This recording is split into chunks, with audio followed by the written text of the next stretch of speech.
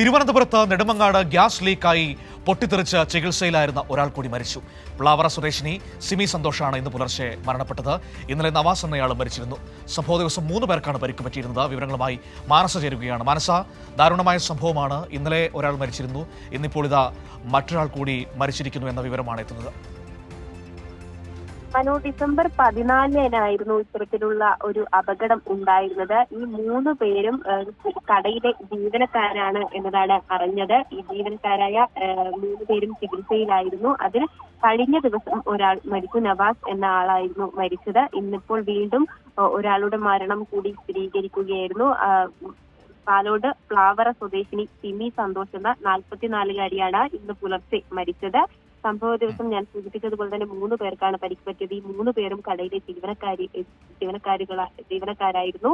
ഇനി ഒരാൾ കൂടി ആശുപത്രിയിൽ ചികിത്സയിലാണ് എന്നതാണ് അറിയാൻ സാധിച്ചത്. ഒപ്പം തന്നെ ഇത്തരത്തിൽ പരിക്ക് അതീവ ഗുരുതരമാണ് എന്ന വിവരവും ലഭ്യമാകുന്നുണ്ട്. എങ്കിൽ കൂടിയും മതിയായ ചികിത്സകളൊക്കെയും തന്നെ ഈ ഒരാൾക്ക് വേണ്ടിയുള്ള നടത്തിവരികയാണ്. ശരി, മാനസ വിവരങ്ങൾ നൽകിയത്. ഏറ്റവും സങ്കടകരമായ വാർത്തയാണ്. ഗ്യാസ് ലീക്കായി പൊട്ടിത്തെറിച്ച അപകടമുണ്ടായി. 3 പേർക്ക് അന്ന് പരിക്കേറ്റിരുന്നു. അതിൽ 2 പേർ മരണപ്പെട്ടിരിക്കുന്നു എന്ന ഏറ്റവും സങ്കടം നിറഞ്ഞ വാർത്തയാണ് മാനസ നമുക്ക് നൽകിയിരിക്കുന്നത്. ഇന്നലെ ഒരാൾ മരിച്ചു, ഇന്നിപ്പോൾ ഇതാ ഒരാൾ കൂടി മരണപ്പെട്ടിരിക്കുന്നു.